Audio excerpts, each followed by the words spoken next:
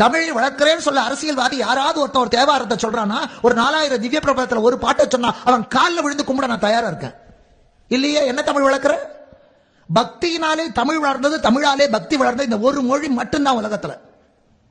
இங்கிலீஷால Christianity வளரல, அரபுனால இஸ்லாம் வளரல. அது வேற, இது வேற. ஆனா தமிழ் வேற, தெய்வம் வேற இல்ல.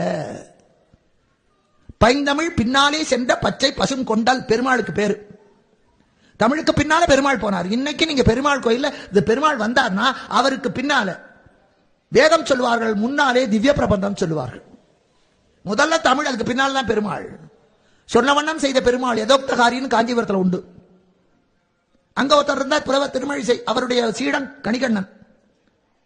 அரசன் சொன்னா என்ன பாட சொல்லு. நான் பாட மாட்டேன், தெய்வத்தை தான் பாடுவேன். அப்ப இந்த நாட்டை விட்டு ஓடுறான்னு கிளம்பிட்டான்.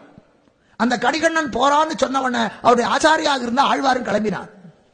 போற போது சொன்னார், கணிகண்ணன் போகின்றான், காமருப்பும் கச்சி மணிவண்ணா நீ கிடக்க வேண்டாம், துணிவுடைய சென்னா புலவன் நானும் போகின்றேன், நீயும் உன் பையனாக பாயை சுருட்டிக்கொள். உன்னை பாடுற நானே இல்ல, உனக்கு என்னடா இங்க வேற, நீ கிளம்புமா. பெருமாள் சுருட்டிட்டாரு. அந்த ஆதிசேஷன் பாயை சுருட்டி கொண்டு கிளம்பிட்டார். செய்தி தெரிஞ்சு அரசன் காலில் விழுந்து நான் செஞ்சது தப்புன்னு கேட்டான்.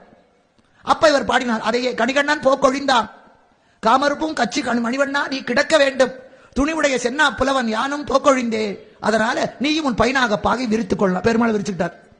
இப்படி சொன்னபடி செஞ்சதனால அவருக்கு பேர் சொன்ன வண்ணம் செய்த பெருமாள். திருவேக்கால தமிழுக்கு பின்னால போனவன் அவன். சைவத்திலே அதே மாதிரி தமிழரையும் பெருமானாக 49 புலவர்களிலே தலைமை புலவராக இருந்தவர் சிவபெருமான். திரிபுரம் எரித்த விரிசடை கடவுள். நக்கீரனுக்கு இலக்கணம் உபதேசித்தது முருகப்பெருமான். பாரதத்தை வேறு மலையிலே எழுதியது விநாயக பெருமான். தமிழ் வேற, தெய்வம் வேற கிடையாது.